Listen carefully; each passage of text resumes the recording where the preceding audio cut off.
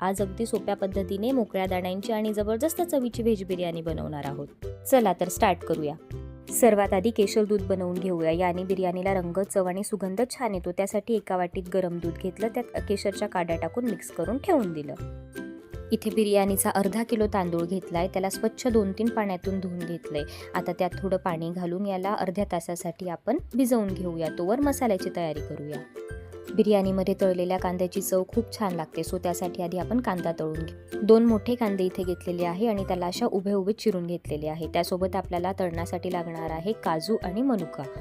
So आपण काजू, मनुका आणि कांदा हे 3 पदार्थ तळून घेणार आहोत। त्यासाठी एका कढईमध्ये तेल ठेवलं आहे। आधी कांदा तळून घेऊया। कांदा हा हलकासा खरपूस होईपर्यंत तळायचा आहे, खूप ड्राय नाही करायचा, कारण तळल्यानंतर तो त्याच्या गरमीमध्ये होऊन जातो। अशा प्रकारे सर्व कांदा आपल्याला तळून घ्यायचा आहे, थोडा थोडा करून, आणि साईडला ठेवून घ्यायचा आहे। आता त्यात काजू घालूया। काजू अगदी 1 मिनिटासाठी परतायचे, आपल्याला जास्त ब्राऊन नाही करायचे। सर्व काजू असेच तळून घ्यायचे। आता गॅस बंद करून घेऊया आणि गॅस बंद करून त्यात मनुका घालूया। मनुका लगेच होतात, सो काढून घ्यायच्या। तांदूळ भिजत घालून अर्धा तास झाला आहे। आता ते शिजवून घेऊया। त्यासाठी एका पसरट कढईमध्ये थोडं पाणी ठेवलं आहे। पाण्याला उकळी आल्यानंतर त्यात खडे मसाले घालूया। 3-4 काळी मिरी, 4 लवंग, 4-5 वेलची, 2 तमालपत्र, 2 स्टार फूल, 1-2 दालचिनीची काडी आणि मीठ टाकून ते सगळं ढवळून घ्यायचं। 5 मिनिटं हे उकळून घ्यायचं सगळं पाण्यामध्ये। हे उकळतो तोवर आपण आपला तांदूळ चेक करून घेऊया।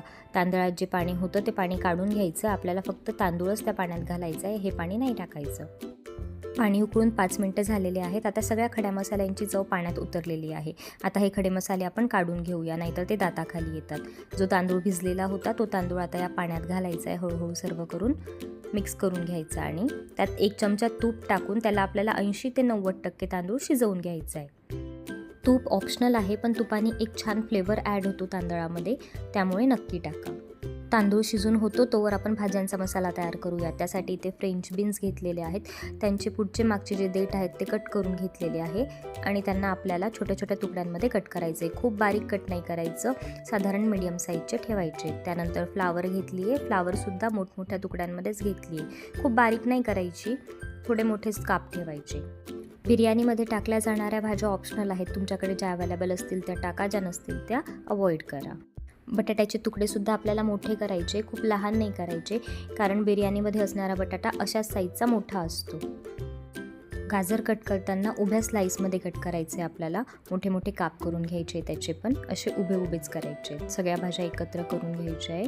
त्यात आपल्याला वाटाणा घालायचा आहे। वाटाणा घातला की या सगळ्या भाज्या ज्या आहेत त्या सगळ्या धुवून घ्यायच्या आणि स्वच्छ करून ठेवायच्या आहे। फोडणीसाठी आपल्याला आलं लसणाची पेस्ट लागणार आहे। त्यासाठी 12-15 पाकळ्या लसणाच्या आणि थोडंसं आलं घेऊन त्याची पेस्ट करून घ्यायची। कांदाही लागणार आहे, सो कांदा इथे बारीक लागणार आहे, ते बारीक कांदा कट करून घ्यायचा। तसंच टोमॅटोची पेस्टही लागणार आहे आपल्याला।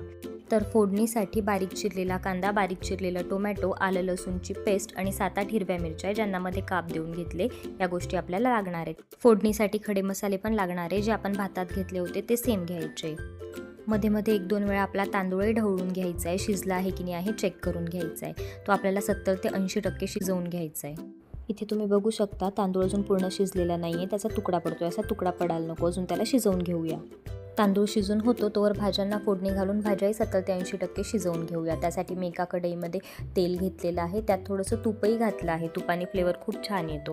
त्यात खडे मसाले टाकले, खडे मसाले 1-2 मिनिटं परतून घ्यायचे आणि जो बारीक चिरलेला कांदा होता तो कांदा घालूया।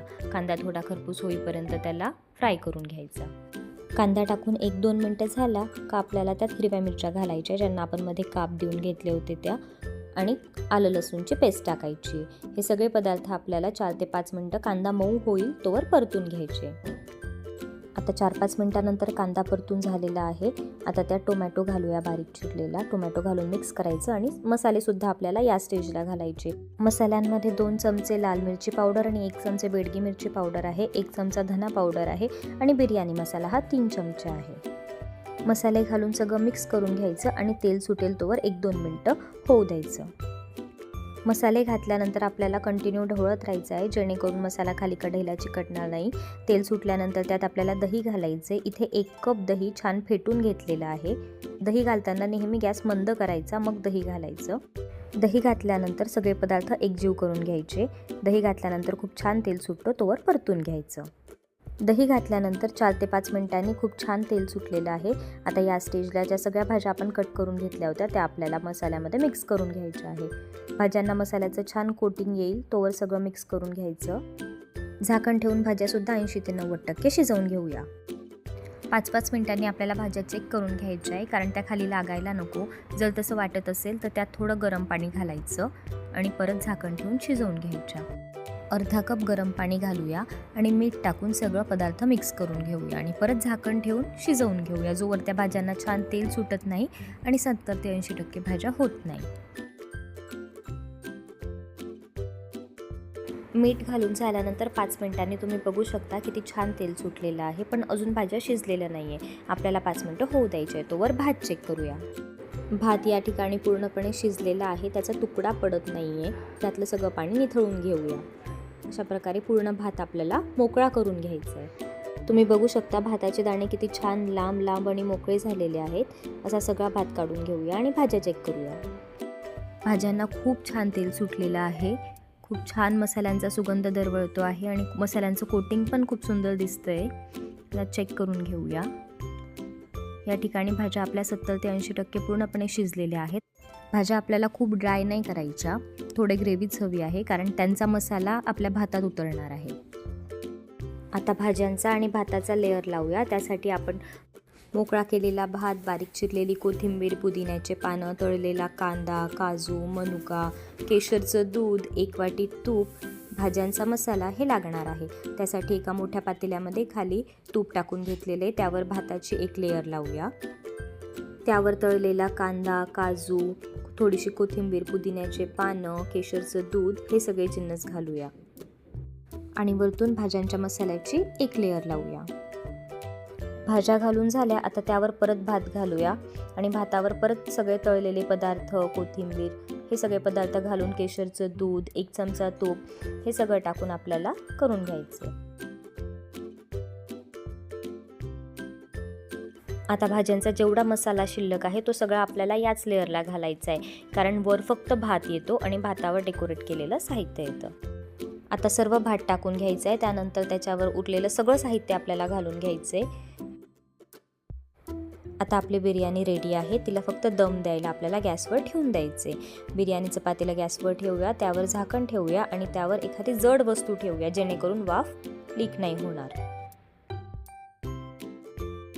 गॅस चालू करून 10 मिनिटं झालेले आहेत. आता इथे तुम्ही बघू शकता आपली बिर्याणी रेडी आहे. आता गरमागरम बिर्याणी सर्व करूया. बिर्याणीला खूप परफेक्ट रंग आणि छान सुगंध आलेला आहे, अगदी रेस्टॉरंटसारखा. अशा छान छान रेसिपीजसाठी चॅनलला सबस्क्राईब करा, रेसिपीला लाईक आणि शेअर करा.